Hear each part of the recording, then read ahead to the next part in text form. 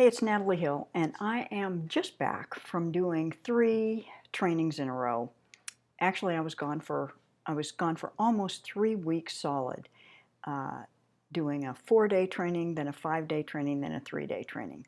It was a big deal, especially for an introvert like me.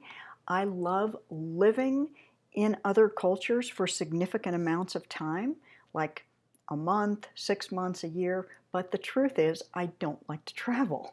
So, in that way, it was a challenge for me. However, I loved every minute of it. And so today I was reflecting on what made it good. What made that traveling enjoyable for me? So I realized that there were 5 things that actually made a significant difference for me. And so I'll tell you what they were. So number one was I set an intention for each event at the beginning of the event. So I thought to myself, what do I really want this experience to be like for me? What do I want to gain from it? How do I want to show up? And that alone made a huge difference, because when you set an intention like that for your conscious mind and your unconscious, you go about looking for ways to make that happen. So that was my first thing. And the second thing I did, which is going to sound, I think, pretty woo-woo, is actually I only remembered to do this one at the 3rd event. And so I learned this from Louise Hay. She is the queen of affirmations. And one of her affirmations that she said she uses when she's like out walking in the city, out shopping or whatever, is she repeats in her mind, I am beautiful and everybody loves me. So this is one of the things that I did at the 3rd event. Every morning on my way into the event, or as I was like going up the escalator and entering the place where there were people, I would think to myself several times, I am beautiful and everybody loves me. That alone just makes such a huge difference, because it's unless you're a true extrovert and you love being among people, for most of us, it's a little scary to enter a space with dozens or even hundreds of people that we don't know. In the last event that I went to, there were nearly 1,000 people, and that is a big deal. Now, I knew about 7 of them, which felt significant, 7 people that I recognized. But of course, it was really hard to find those 7 people, and so we rarely bumped into each other.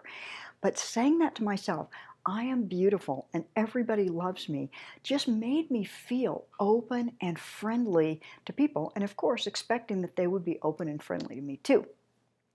Excuse me. So this brings me to number 3, which is to stay open.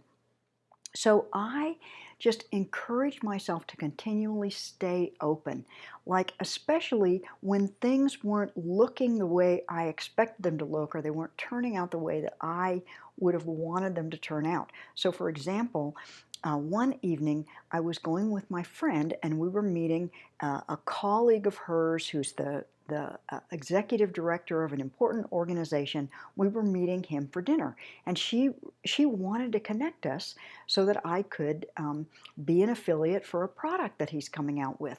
And so I was really looking forward to this dinner and to really getting to know him and talking with him.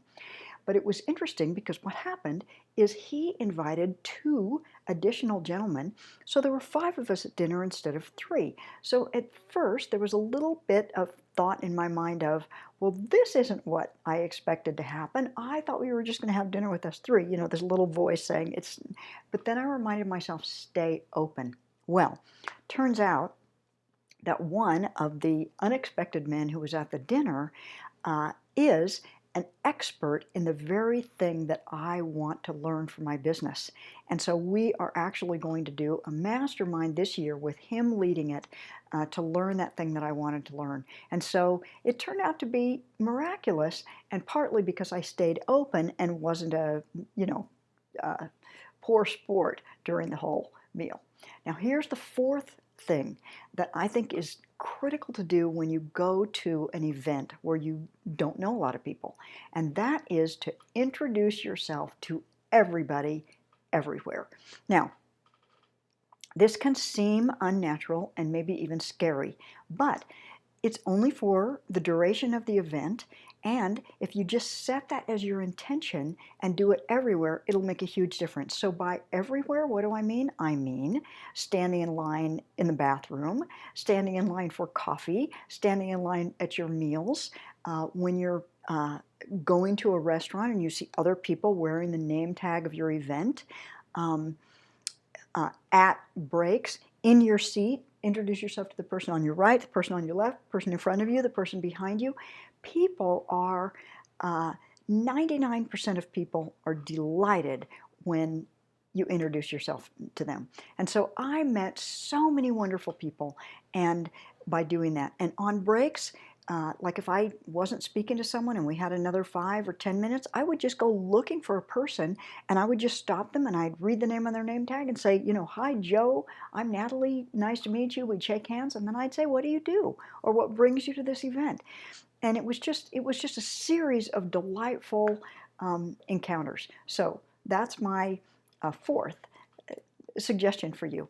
And here's number 5. And this one is interesting because I haven't done it yet. And so just by recommending it to you, I am making the commitment to do this. And here it is. It's to pull out all the business cards that you collected at the event. So here's some of the ones that I collected at the event. So pull out all the business cards that you collected and either send everyone an email or you could Facebook message them and just say, it was so great to meet you. If you can remember where you met them or something about them, mention that and how delightful they were when they told you whatever. But just reach out and make contact, not to say, I want you to buy my thing or I want you to opt into my email list. None of that. Now, if you have a signature at the bottom of your email, offering your free gift, that's fine. But don't have this be a I want to sell you something. Just reach out in a friendly way saying, it was great to meet you. I'm so glad that you were at this event with me. You made a difference for me. Okay, so those are my 5 tips for making an event great. And so now I'm back home in my comfy home, unpacked, tidied up, and getting back to business. So I've got actually some time on my schedule, and I would love to offer to help you. So I help coaches who are frustrated to be stuck at 5 figures. They're tired of working so hard and thinking that the only way to make more money is to work harder. I work with people who love their work, but they're exhausted at how hard they have to work to make ends meet. So here's my offer for you. I'd love to have just a 10 or 15 minute conversation with you to first of all just kind of see, would we be a fit? Am I somebody who could help you? Are you somebody that I could help? And if we do feel like we're a fit, then we'll schedule a longer appointment, like 45 minutes to an hour. And in that longer session, if we already have determined that we're a fit, I will help you create what I call your prosperity blueprint. Now, here's what a prosperity blueprint is. It's you, first of all, we'll identify quickly your zone of genius. And then from your zone of genius, I'll help you create what I call your unique transformational system. What it is that you could bring to your coaching clients, which could actually take you into the 6 figures realm, the $100,000 and more realm, by charging for results or having people invest in results with you instead of selling sessions, instead of trading time for money. So that's what we'll do with you if we turn out to be a fit. So look for a link. I'll embed or I'll show you a link in this video, and I'll certainly post one below that. So look for a link to set up that 15-minute session with me. And I hope you've gained from my tips for succeeding and enjoying a live event. And remember, the most important thing, shine your light. Blessings.